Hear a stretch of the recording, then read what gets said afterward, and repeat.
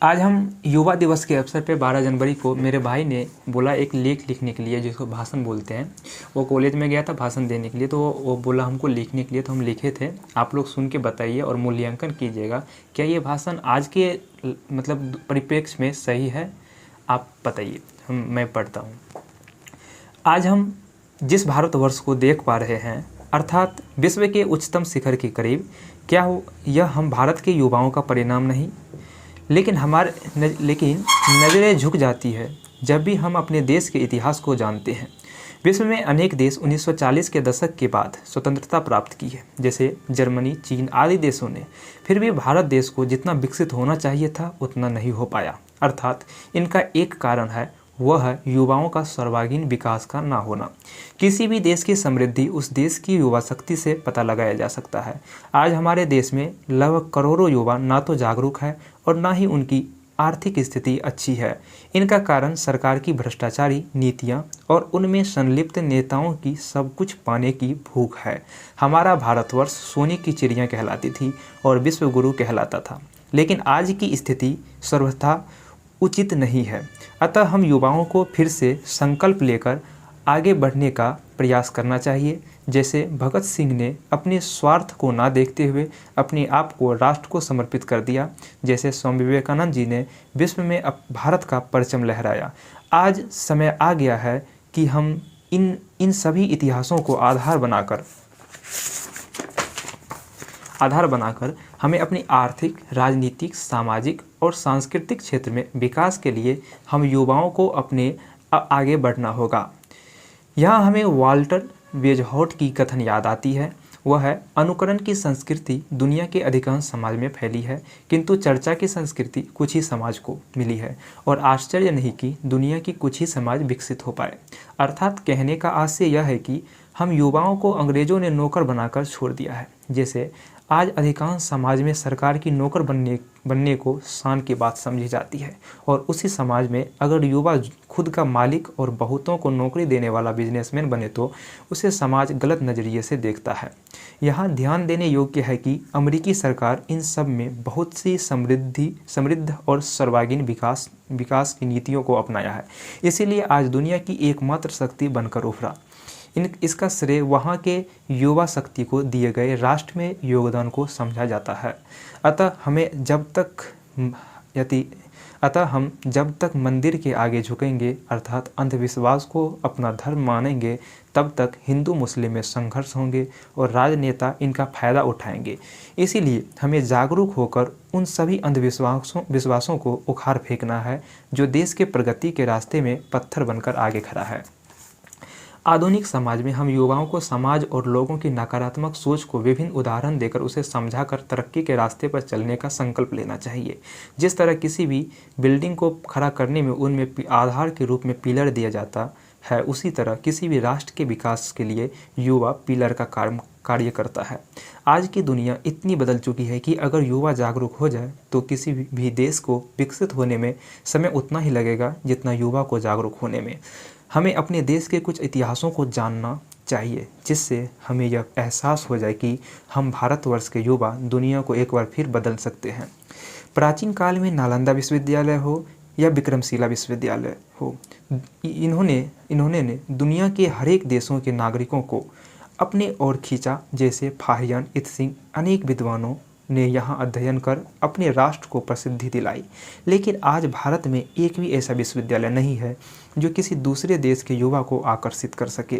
प्राचीन काल में हम भारत के लोग दुनिया के अन्य देशों से हमेशा सर्वश्रेष्ठ रहे हैं। जैसे आदि शंकराचार्य ने दर्शन के उच्चतम शिखर को प्राप्त किया, आर्यभट्ट ने शून्य का खोज किया, रामानुजन ने गणित में महारत हासिल किया, पतंजलि ने योग देकर निरोग बनाया, बुद्ध ने मध्यम मार्ग देकर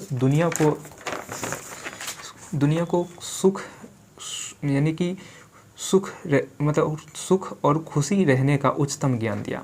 महाभारत काल में कृष्ण द्वारा कहा गया वाक्य आज गीता के रूप में संकलित है, जो दुनिया में हमेशा चर्चा में बनी रहती है। राम ने युवा अवस्था में समाज का त्याग करके रावण जैसे बुराइयों का नाश करके धर्म की स्थापना की, जिनकी कहानी आज हम सुनते हैं तो रोंगटे खड़े हो जाते हैं। कवि में कालिदास हो या रामचरितमानस में तुलसीदास हो, अनेक विद्वानों ने साहित्यिक रचना कर विश्व को अनूठा मार्ग दिखाया। आधुनिक काल में समाज सुधारक के रूप में राजा राम मोहन राय हो या स्वामी विवेकानंद आदि विद्वानों ने भारत को विश्व चर्चित बना दिया। महान नेता को देखूं तो जवाहरलाल नेहरू हो या महात्मा गांधी हो, जिन्होंने राष्ट्र को अपना पूरा जीवन समर्पित करके हमारे राष्ट्र या भारतवर्ष के रूप में चर्चित किया। आज कई देशों में महात्मा गांधी को पूज्य योग्य माना जाता है। अर्थात कहने का आशय यही है कि जब जब युवा ने अपने आप को जाना है, तब तक इतिहास ने एक नया मोड़ लिया है। अतः अब समय आ गया है हम युवाओं को इतिहास रचने का, क्योंकि कुछ समय के लिए अगर शेर सो जाए तो उसे मृत नहीं समझा जाता। इसीलिए स्वामी विवेकानंद जी ने कहा है, उठो जागो और तब तक ना रुको जब तक कि लक्ष्य प्राप्त ना हो। एक अकेला स्वामी विवेकानंद जी ने अमेरिका को दिखा दिया था कि तुम अभी बच्चे हो।